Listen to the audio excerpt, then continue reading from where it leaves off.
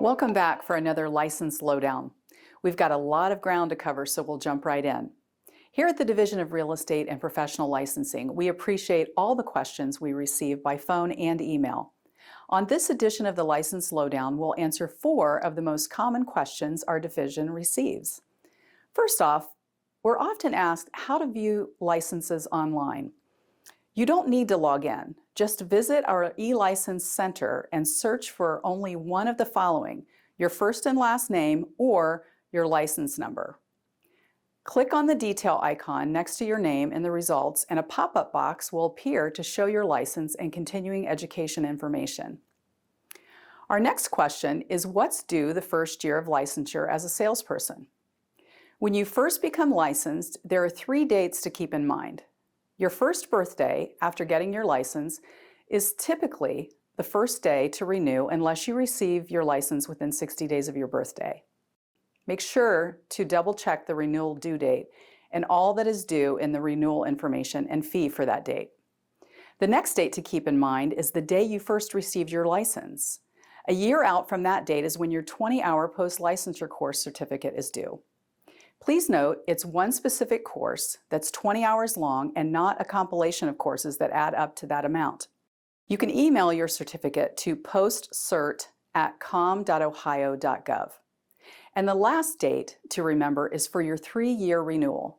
This is 3 years out from your first renewal and will require the completion of 30 hours of continuing education. Our division will send a notice 60 days out of your renewal date on how to submit your information and fee. Now on to question number 3, which is how to make your license inactive.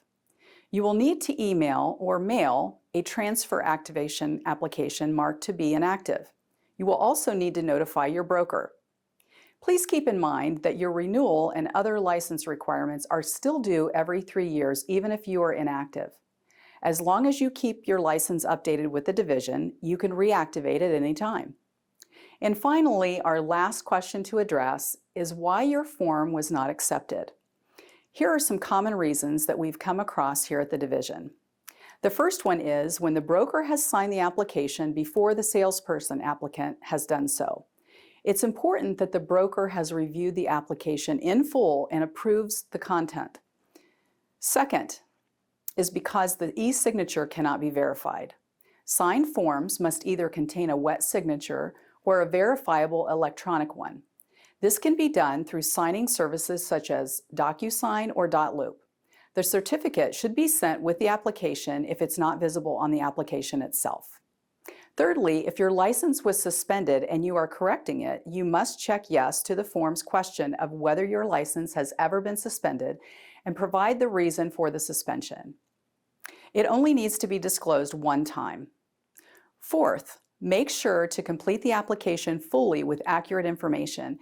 This includes your phone number, social security number, and email address. Make sure to also include your company's license number and the main office address, not the branch. And lastly, make sure to read form instructions carefully to know what other additional documents may be required.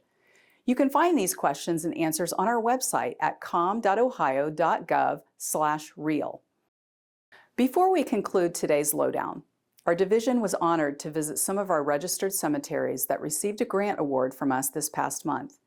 This is the 4th year our division has been awarded the cemetery grant to help our stakeholders with exceptional maintenance and training personnel needs. For this fiscal year, we've awarded $104,000 to 44 cemeteries. Our cemetery grant application will open again in July. That's all we have for this license lowdown. Until next time, have a great November as we kick off the holiday season this month.